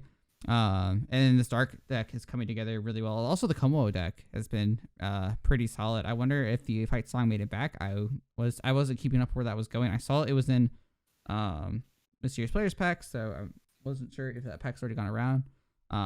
But yeah, quite a few good drafts happening. Yeah, definitely. And it really just seems like Mysterious Player is the one kind of trying to find something at this point. Yeah, I mean, there's a few things that I would like to see. I mean, I always want to see Benjamin Grove get recovery, because right now all of his basics might as well be Desert Prism Star if he can't recover them. Although the box crit is something notably, but he probably just needs a little bit more recovery and maybe a little bit more ways to get a little more basics. And we are seeing one of the psychic attackers in this pack still, the Necrozma, which is something we hyped on Boogeyman. It was kind of lacking. I'm surprised that card kind of made it through this far. Yeah, I just cannot believe the Necrozma is still in this pack. I'm gonna hop over to Boogeyman's tab just to double check real quick. He does not have more attackers than we last saw. So I wonder what his priority is. He's playing a high risk game. That Marshadow that Necrozma is the strongest single prize attacker that Malamar has. Yeah, I mean, it's very efficient. It can synergize with a lot of the great special energies in this cube. So very risky game. I don't understand the decision, but we'll see how it pans out. I mean, maybe he gets enough spread cards that he pieces it together just fine. We'll have to take a look at that. Why So Nice is also going to get a rowlet passed to him, which is nice too. Since this is Definitely, he's happy to be in. this is one of the benefits of having the line so much early. No one is going to be interested in Decidueye with none of the pieces coming towards them, so you can almost just wheel into some cards just out of luck, which is nice. Yeah, definitely. And one tab I want to hop into real quick, just because we haven't actually looked at it in a while, is Mike Gibbs. You know, Mike is a ghost drafter, but honestly, I think he might be happier with the draft he's got here than he is with the deck he's actually got for the event. Really, really nice Raichu deck coming out here. Got nice disruptive options, recovery. His item base is so good. I mean, this is interestingly one of the best decks at the table, I would say, but it's not even going to be in the event. I'm sure he wishes that this was his draft pool. He loves playing Raichu as well. He's played it several times in the drafts. Yeah, but sad day for Mike, but great day for our commentary because we can see how that deck is kind of coming together and also kind of showcase the ghost drafters in general. You know, I feel like people would be inclined to be hesitant about the whole mechanic going in just because, you know, people drafting, not actually playing, there's no real incentive for them to care about the draft and try and build a good deck. But, you know, we do really try and use good people as ghost drafters and make sure that we have a good draft with high integrity, all that good stuff. And Mike definitely showcasing that, and Odysseus as well. I mean, Odysseus has a very good Blaziken deck coming together here. You know, continuing to see lots of cards from that. So really neat stuff, and it seems like the ghost drafters both have very good decks. Yeah, shout out to both ghost drafters, Odysseus and Mike Gibbs, for stepping in here, taking some time out of the day to make sure these drafts can happen, and doing so in a very respectable way, and keeping these as close to as what they would actually be with real people as possible. Absolutely. So I so the pack that I kind of want to focus on here is Mysterious Player, because, you know, we've looked around, seen what everybody's doing. Mysterious Player is still in a shaky spot. Yeah, we do see one of the rock reps in this pack. We also see the Cynthia for draw support. I do think he's going to need to start committing to a line soon. I don't know if the rock rep gets necessarily taken yet, but maybe he's contemplating taking it over the Cynthia. I'm not quite sure. I think if you're a Mysterious Player at this point, you need so many things for your deck. You just got to go for the high risk wheels. And Rockruff is a high risk wheel in the sense that, you know, he really needs it, but it's not a super high priority pick out of this pack. This pack has tons of good cards for other decks. He needs supporters. He has 5 supporters, and supporters are going to be some of the first cards that leave out of these packs. So I think taking the Cynthia here, trying to wheel the Rockruff, is pretty much the only way that he's going to piece together a solid deck in the end. Well, and I think he can take solace in the fact that he has 3 of the Lycanroc, so I can't imagine someone's going to be that particularly interested in this one Rockruff. Exactly. I completely agree. Granted, he also has the 2 that attack for free, so the only Lycanroc left, really, is the one that requires 3 energy to actually attack the GX, so I think he's in a very good spot just to take the Cynthia and hope the Rockruff reels. A high chance that it comes back to him. Like you said, there's plenty of cards in this pack that are going to be taken. It kind of reminds me of the draft that we saw last time with Champions Cube 1 years, whenever the three key cards of your deck showed up and you have to pick, you know? You kind of just have to keep in mind what you have and what other people won't be interested in based on that. Definitely. Yeah, so we do see the Cynthia pickup. I think he understands exactly what he needs to do at this point. We do see him passing to Odysseus. I am actually really interested to see if this Cresselia goes to Boogeyman Gaming. I need to know. So I'm going to be watching Boogeyman's gaming draft now, at least for the next couple of picks, and kind of seeing how that goes. Yeah, he just needs to pick up a few more psychic attackers, and I feel like he's going to have a pretty decent deck. He just needs to actually take the cards, which is kind of funny. Yeah, he actually still has the same number of psychic attackers as he did the last time we talked about it and the time before that. He's basically picked up none. He also has not picked up the Tapu Koko promo, which might not even be in the draft anymore. I'm not sure. It is. He goes for an Inkay here, which I do not like. Yeah, you already have 3 of the Malamars, assuming, so you are probably more safe to take something better. Yeah, people are not looking for this basic. And, you know, cards like Viridian Forest could be so good in this deck. Yeah, I think I don't know if he has any other stadiums. Like Viridian Forest would actually be great for keeping other stadiums out of play. He does have Altar of the Moon. Well, that's good. Which is probably something, and Sky Pillar. Don't know if Sky Pillar makes the deck. It could. He took a triple at one point. Maybe to think with the Nagandid LGX.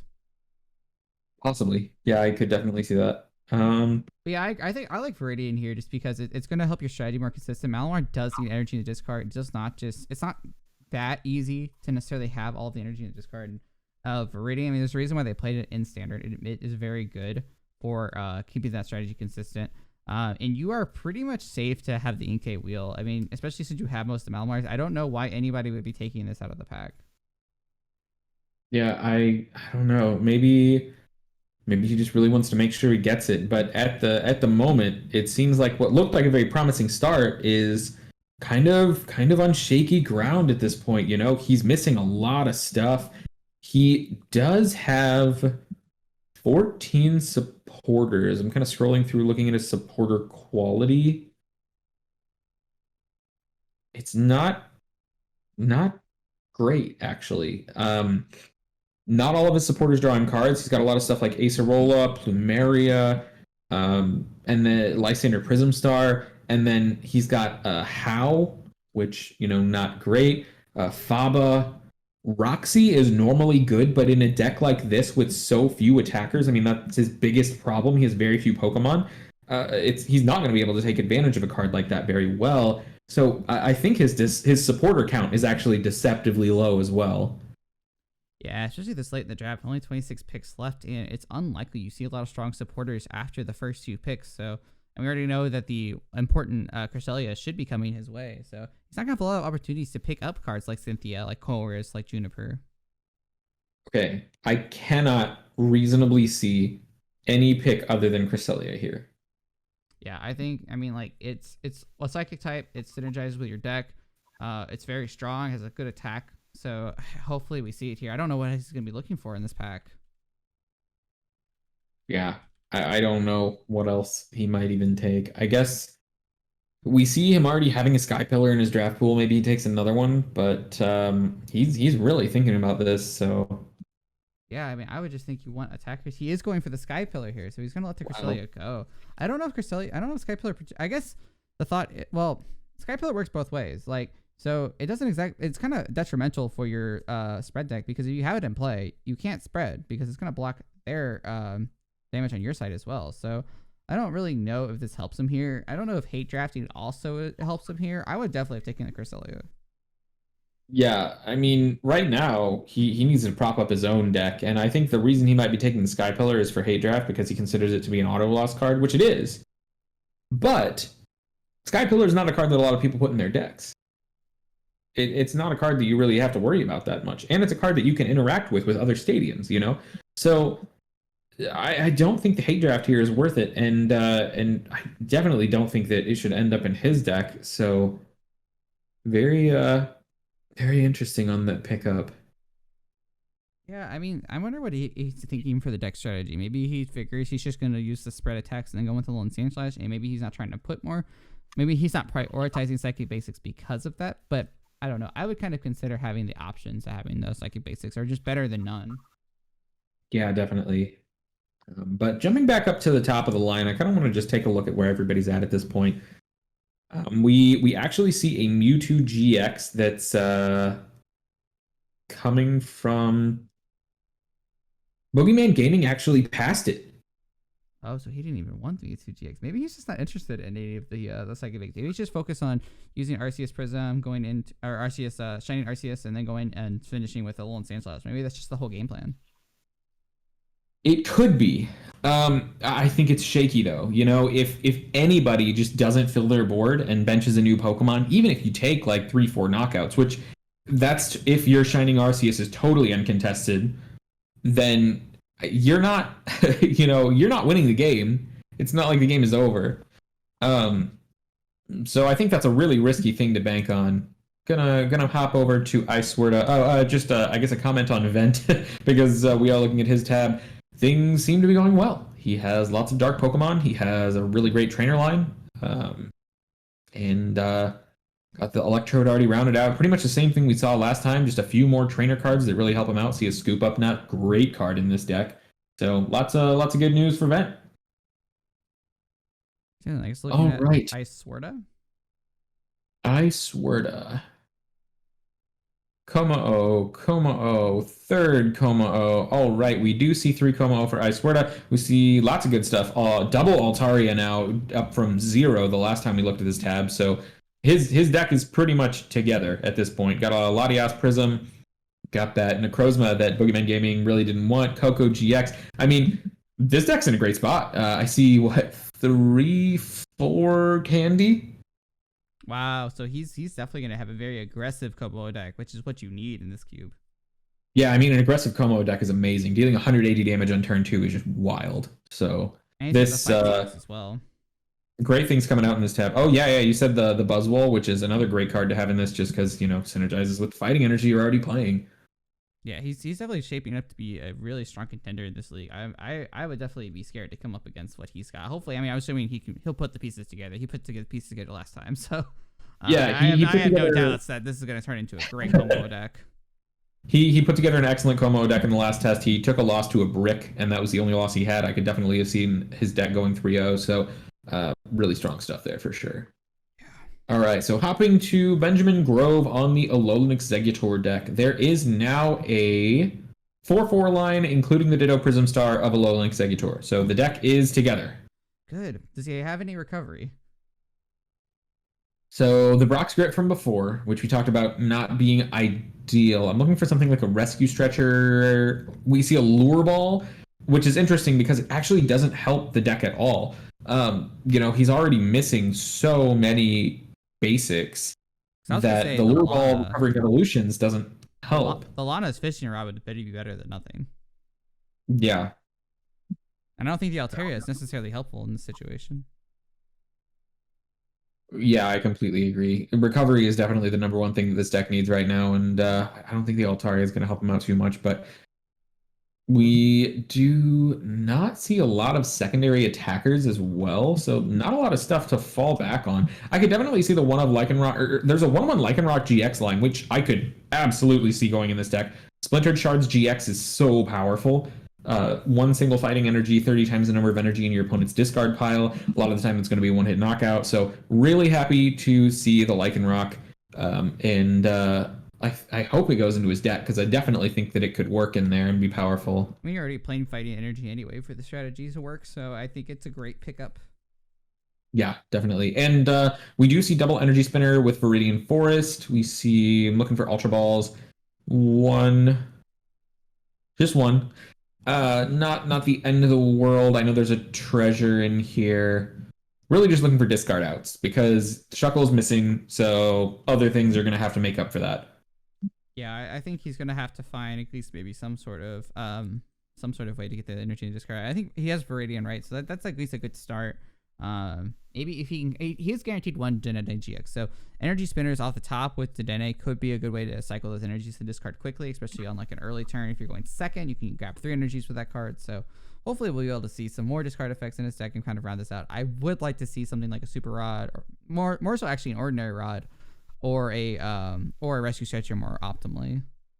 Yeah, Pokemon Recovery, I would say, is number one in this draft right now. 18, 19 supporters. I know not all of them are great, but that's a lot of supporters. So he'll probably be fine there. Just a matter of piecing together the last bit of that recovery, and maybe thicken out a secondary attacker lineup, but maybe not. If he could pick up an Ordinary Rod, at least. I don't know if Rescue Stretcher is going to be able to make it to him unless he gets lucky. I think he'll be fine because Ordinary Rod at least says he doesn't have to shuffle in energy. So I think it synergizes better with the deck. Nonetheless, I would take anything at this point. I'm surprised you didn't take the Lana's Fishing Rod because you need something to shovel one execute back in.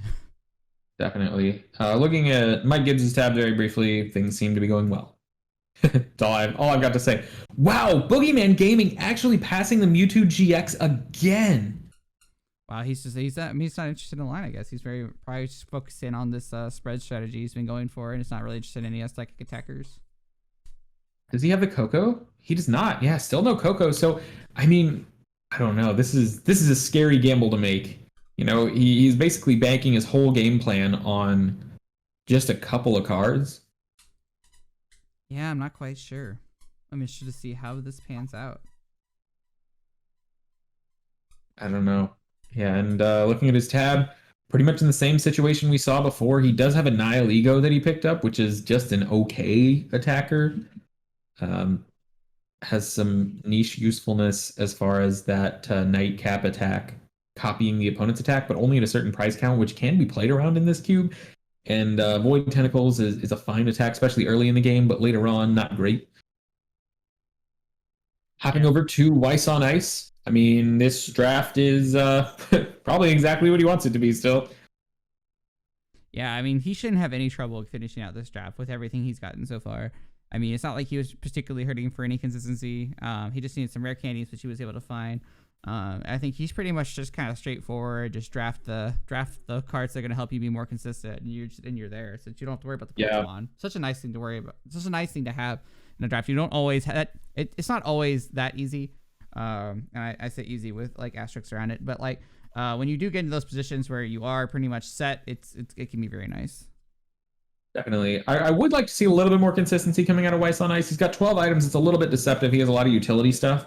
And he's got 10 supporters, which a little bit low. So I would like to see some more supporters, but he's got time to get them at this point. You know, he's still got a whole other pack. His Pokemon line is basically done. So definitely looking to be in a good spot. Yeah, I hope that's not the price he pays for those Decidueyes. I do hope he can find some consistency to round this out. For sure. We see Odysseus rounding out a powerful Blaziken deck. He's picked up 2 more Blazikens and doesn't really seem to be contested in this at all. So he's building out a really nice deck. He's got a very strong supporter base, 16 supporters. And yeah, not a lot to be upset with. Yeah, I mean, it's unfortunate that like I really would have liked to see that's like Blaziken deck kind of come together in like a real deck, because I do think Blaziken's kind of one of the cool lines that if it all comes together, it can be a very strong powerhouse. Definitely. Looking at Mysterious Player. All right, Mysterious Player. Have you pulled it back together? Let's see. So got a 2-3 Lycanroc line now. It's better than what he had before. He has 1 Salandit for the Salazzle line, which again contested by Odysseus. Nothing in the grass really. Couple of solid basic lightning attackers in Zapdos and Zeraora. Oh, okay. So there are 2 Psychic Salandits in Mysterious Player's draft pool now. Okay. So he at least has a 3-2 Salandit, or 3-2 Salazzle, and a 2-3 Lycanroc line. Only 9 supporters, only 9 items, and one of these supporters is a Cyrus Prism. But the rest seem to be pretty good. So not as bad as it was. It's definitely coming back together, but wow, was it scary for a little while there, and he's not out of the woods yet. I'm interested to see if Pokemon Gaming picks up the Lunala Prism, or if it makes it to him, because that would be a great card for his deck. It looks like if Boogeyman picks it up, yeah, definitely be interested to see that. Mysterious Player, I have to imagine. Oh, he picks up a Colress. I would really think he would lean toward that Buzzwole just because he's kind of light on attackers, but you know, he needs supporters really bad as well. So at this point, he's gonna just try to wheel the Buzzwole, which really risky play, but it might actually come back to him. I don't think anybody at the table is on fighting other than him, so probably gets it. Could get hate drafted out by Vent just because Vent's draft is pretty much done and he's got all the picks in the world to hate draft at this point. But this pack does have a lot of really high quality cards, so could certainly see Vent going for something else. Yeah, I mean, like I would expect to get really lucky if that Buzzwole wheels. I mean, I guess maybe he's figuring I don't have enough supporters to actually make this line work, but I would also think that the Ditto Prism Star would be very good in his deck, considering he's kind of short on 2 stage 1s, basic evolving basics. Yeah. All right, hopping back over to Vent's pack, I think we'll probably see. We might see him attempt to wheel a Dark Patch and pick up this Guzzlord here. We might see him pick up the Dark Patch and wheel the Guzzlord, but I think those will probably be the 2 picks we see out of this pack. Cards are just nice, powerful. The Beast Ring also is insanely strong in his deck, considering he has Guzzlord GX. So when your opponent goes to 3 prizes, the 3 to 4 prizes, the Beast Ring can put in a ton of work in helping you keep energy in play. So I could also see that being a good pickup. Yeah, I could see that being really strong. I do like the Dark Patch in this deck a little bit more just because, you know, it's 1 fewer energy, but it's pretty much always live, which very nice. But I could also see him forgoing the Guzzlord and just going Beast Ring and Dark Patch because he does have a nice attacker suite already. So quite a few options that he's got here. Very unfortunate for Mysterious Player, though. We do see this Salazzle GX opened on the other side of the table. So that means it's going to hit Odysseus before it hits Mysterious Player. Yeah, I mean, it's going to hit Odysseus first. I mean, it could get picked up by anybody. That card is very strong. A lot of the drafters at this table know it. Yeah, Odysseus kind of being the gatekeeper for for fire on MP side. Sorry, laughing a little bit at the commentary written in some of these tabs, but we do see an evolution incense pickup from the Como player. Nothing too exciting here, just nice pickup, good card. Hopping over to Benjamin Grove's tab. Ooh, there's the Coco Coco promo we were talking about. Ooh, okay. If Boogeyman gets it, I mean, I still think he's probably committed too hard to this spread. In the sense that he's let all of the other Pokemon that Psychic could use through. He picks up the Drampa over the Ultra Ball. I would think the Ultra Ball. Oh my gosh, I would really like to have seen an Ultra Ball here, just because the discard is going to be so good. And the Drampa doesn't really do much for your deck. I mean, it's all right, but like the Ultra Ball, you absolutely need for consistency as well as discarding the energy. Yeah, absolutely. So interesting pickup there. Benjamin Grove may be a little bit new to Cube though, and honestly, if they are new to Cube, then I think this deck is very well composed. Oh, definitely. And while it might sound like we're being critical, I mean, these are just observations. Of course, like we're not necessarily like trying to like antagonize anybody in this commentary. Yeah, absolutely. So I'm not even gonna look at Mike's tab really, because his deck is essentially. Oh, actually, I am looking at Mike's tab because he is currently picking the Coco promo right before it gets to Boogeyman. Wow, very unfortunate. But I mean, that's kind of the reality. It's one card and get picked up by anybody. So I mean, you do have to assume that that's not always going to be coming your way. And Mike is playing he is drafting a Lightning deck. So Coco's great in any deck that can utilize it. I mean, the Flying Flip attack isn't just great for spread decks specifically. It is great for anything that needs numbers. Raichu's definitely no stranger to needing math and play, and as well as it can utilize Free Retreater pretty well. Yeah, I mean, Tapu Koko, great card in Mike's deck. I don't think it's a bad pickup in any way. And the rest of the cards in this pack, I mean, Ultra Ball, obviously great for Mike, but Tapu Koko, totally reasonable pick out of the pack. And we do see the most recent pick before that was a Coco Prism. So this deck, again, probably one that Mike would have been happier to draft in the actual event than he is now. And sure that the Coco Prism did not get picked up by a Sworda who's playing the or did it reach him? Did it reach the Como? This is pick 4. The Coco Prism was pick 2. So it was actually opened by. Wait. So this is pick 4. That would have been pick 3. Yeah. So the Coco Prism, very unfortunately for Ice Sworda, was actually opened by Benjamin Grove. Yeah, I was wondering if that would be the case, because that would have been a great card in the Como deck, just because it would allow him to accelerate even more energies and synergize with the Coco GX. But sadly, ended up on the other side of the draft. Yeah, and I mean, things like that do happen. I mean, it's very, very rare for your deck to end up perfect. So that not a big surprise at all. Ice Sworda, I'm sure would have slammed that card right away. Oh, exactly. But it's not about drafting the perfect deck. It's about drafting the best card, the best deck out of your draft. So you do have to the best deck you're capable of getting. Exactly. So while we all would love to have like the perfect draft, it is only ever going to come up to the decisions that you make. All right, we see another sniping Naganadel picked up from Boogeyman Gaming. So I guess the plan is to go Malamar Naganadel with the Venom Shot. And maybe use the other Ultra Base as a draw for consistency. Yeah. I do think having his only spread option as Shining Arceus being really scary, though.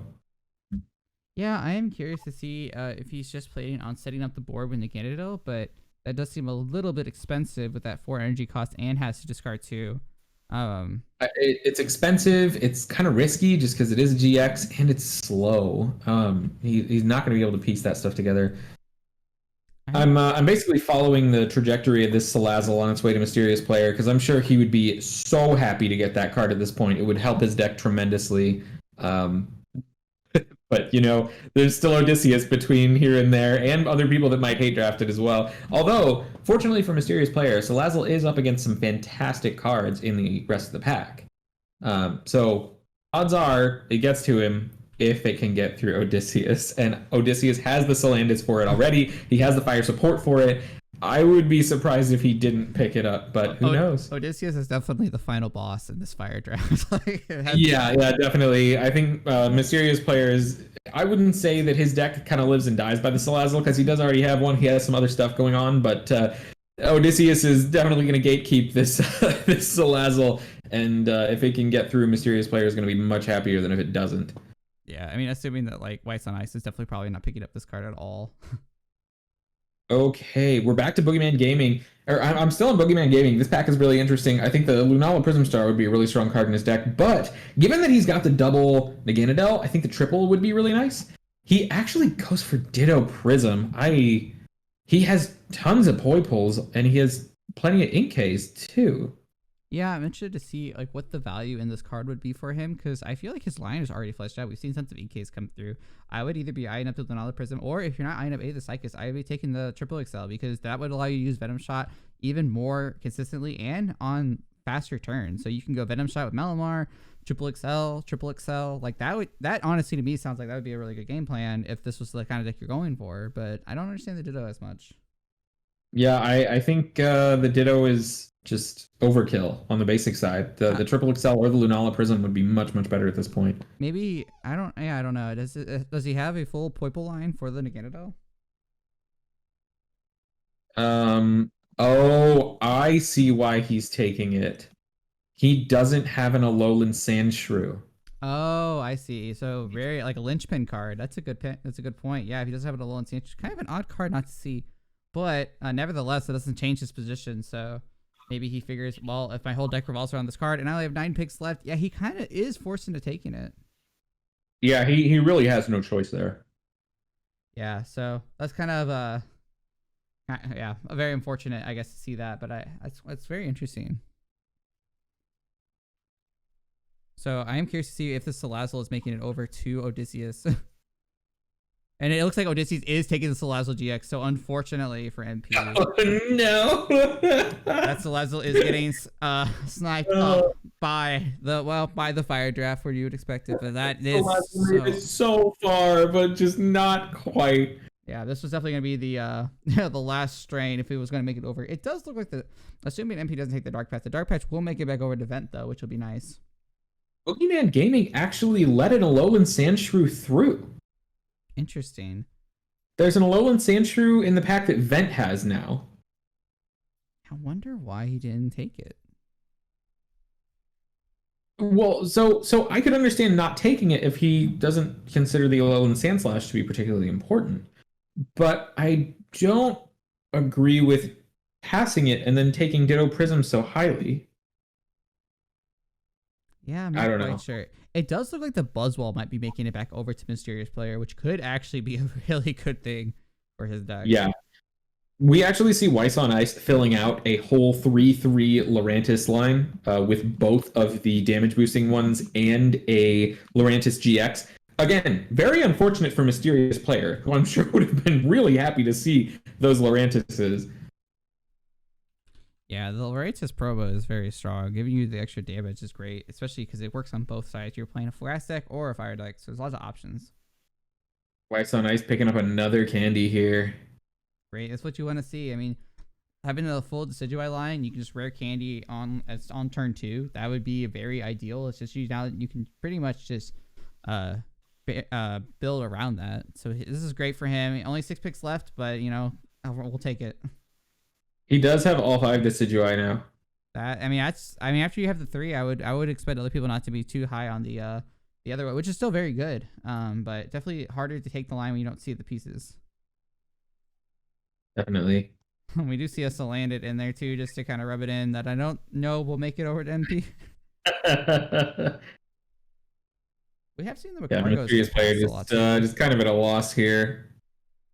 Yeah, I mean, only 5 picks left pretty much at this point. There's not a lot here that will help you. The Buzzwole pickup for him was nice. I am kind of curious to see where his draft is at and what he's kind of left with. I'm looking at his tab right now. It looks like a 2/3/2 Empoleon, like a 1/1 Garbodor, couple of powerful Lightning basics, 3/2 Salazzle, and a 2/3 Lycanroc. Didn't even fill. Oh, he did. He did fill out the 3/3 Lycanroc. So Okay. he's got 3/3 Lycanroc, 3/3 Salazzle, but without a lot of the support that really makes that deck powerful. He's missing those really powerful fighting basics like the Buzzwole GX, which he might wheel the Buzzwole GX. I think it's coming up soon. It didn't look like Odysseus took it, so Yes, okay, so it is gone for sure. He did not successfully wheel that. Yeah, so without a lot of the cards that make that line powerful, he has no welder, doesn't have more. He's only got one of the energy draw Salazzle, and how's his energy recovery? Does he have any? He has ordinary rod.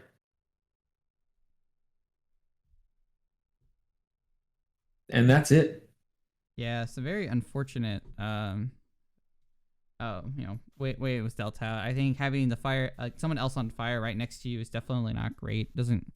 I think kind of some unfortunate streams there. I wouldn't mind seeing how some of the other decks are kind of shaping up now here in like the 11th hour.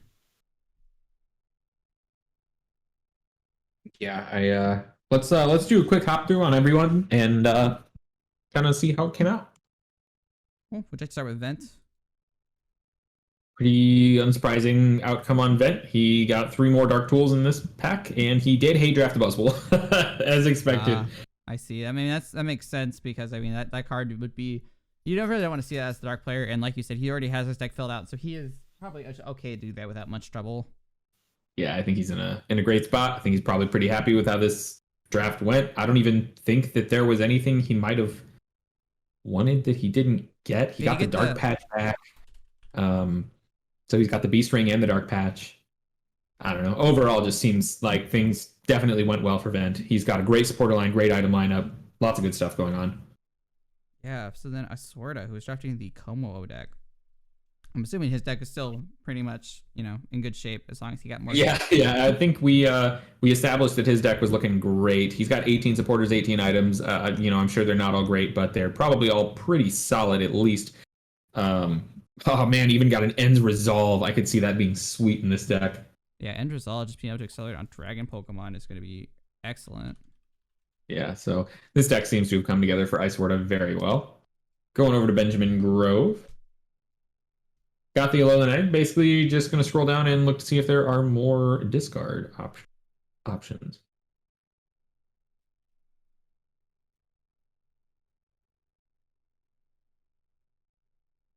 Viridian, Juniper, Milo,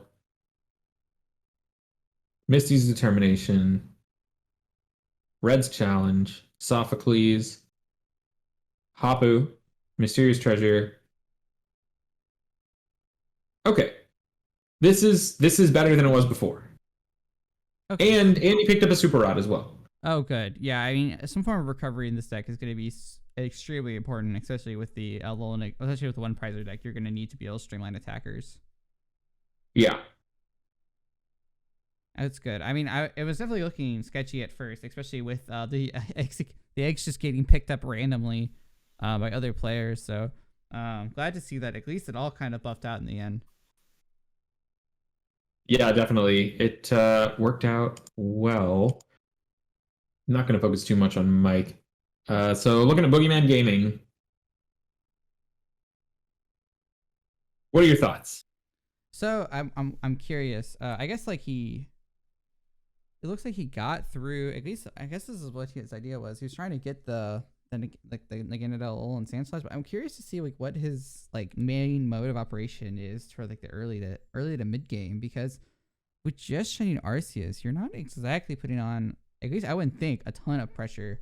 Especially if people are, I mean, it is open deck list, so you do know that the Alolan Sandslash is going to be in the deck. So, and it's not like you have time to look at these deck strategies. So I'm curious, and I'm hoping that maybe there's some alternate strategies he's got figured out here that he can build around. Because I think just the spread Alolan Sandslash finisher is great, but I don't think it's necessarily going to carry him to a win off the bat. Also to mention, it's also best of 3. So strats like that are great, but if you can't expect your opponent to play into him all the time. So hopefully there's a few other options he can play around besides just the Alolan Sandslash finisher. But yeah, I mean, Yeah. we'll have to see. I mean, Boogie's definitely drafted and played and locally. He's a St. Louis local, much as we are. So I think this is his first Cube League draft though. So curious to see how he does. I would like to take a look at the Weiss on Ice masterpiece of Decidueye here. Yeah, definitely. So things seem to have gone well for him. He is playing 12 pretty solid supporters. So he's actually done something interesting. He's deselected the cards that he wants to play. Yeah, I mean, I think it's kind of like whichever one you prefer. So what happens now is that players will basically take this list and port it over into an untapped deck, which is where we play our games on. So you'll see players doing that, sort of deciphering, they're organizing their pool of cards here to figure out which ones they want to play, and then they'll submit their list to the Cube Discord through some of the admins. So in case you're wondering what players do at this point at the tournament. Yeah, this deck overall looks nice, very nice. I mean, everything we said before, the Decidueye is going to be great, especially since he got the full glass line. He's going to probably be able to play it. It looks like he's playing it with... Is he playing alone Decidueye? Or maybe he's still deciding what he wants to play with. Whether it's a Glissapod or the... Either way, both of his options are great here. I don't think he'll have any trouble finding a partner for his Decidueye GX. Yeah, definitely. All right. Not going to really focus on Odysseus's tab, although his Blaziken deck did come out very nice. Getting into Mysterious Player. Oh my. This turned out rocky. Yeah, do you think there was any point where maybe he could have prioritized some cards differently, or do you see any ways that maybe if he had to do it again, you think he would change things? Yeah, I think recognizing that Fire was not open was absolutely number one. Like, not seeing Blazikens come around, not seeing any of the Fire support come around, not even seeing Salandits till like pack 3 or 4. I mean, there were definitely some signals that that could have been picked up on for Mysterious Player's draft, and definitely could have helped him out a lot. Definitely. So then, I guess out of the pool we have here, who do we think has the strongest deck in this pool? Granted, everyone's in the leagues playing against each other, but who do we think had the best draft pool to work with in this? I think Vent, Ice, Swerda, and Weiss on Ice probably have the 3 best decks. Yeah, I guess if we're not including Mike Gibbs and Odysseus, who also... Right, I mean, Mike and Odysseus both drafted very strong decks, actually. Yeah, it does look like... I'm a huge fan. I mean, I really like Weiss's deck with the Decidueyes. I mean, I'm a Decidueye fan, so I'm kind of biased. And I really am curious to see Swerda's deck. I think with the Tapu Koko GX, in addition to what he has, I think he's got a lot going on here. This is gonna be a very strong deck into the meta. I'm very excited to see what he builds and how he does. I think I'm probably the most excited about his deck in this pool. He's got 4 rare candy too. Yeah, it seems like he's got like an almost just perfect Kobo draft. I mean, like, I don't know. It's just great. I'm a huge fan. One big flaw I actually see with his deck. Oh? He did not get a U-turn board. Oh, and how many tools does he have? He has 2 or 3. Oh, important tidbit. Yeah, the U-turn board's going to be important to use that Komo's attack more and more. I wonder if he recognized that or just did not see it. I don't know. I did not follow the U-turn boards. He has to have known that he would have needed it. Yeah, I believe so. Yeah, so U-turn board would have been great because allowed to discard it, put it back in his hand. But yeah, I guess he does at least have other attackers. So he has the Baby Buzz. He has the Tapu Koko GX. So he can sort of, I guess, get around that fact. Does he have any way to put tools back, like Alana's Fishing Rod? Let's look through. He does have 1 Lana's Fishing Rod. Okay. I think that at least, it's not, ideal, but that is at least going to allow him to get 4 solid attacks out with the Komo. Yeah, 4 solid attacks out. He's actually got a 3/2 Silvally GX, and one of them does have Rebel GX.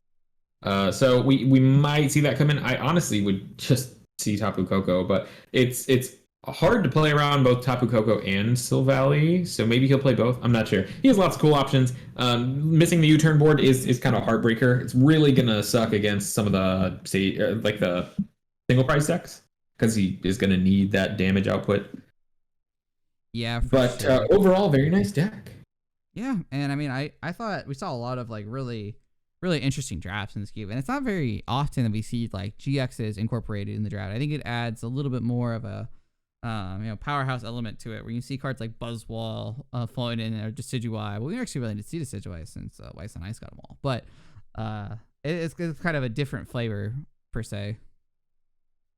Yeah, definitely. And I don't know, just this was a really enjoyable tab to watch. Just kind of watching all of them take their cards and seeing the reasoning that went into it and the decks that came out of it. I thought it was a great time.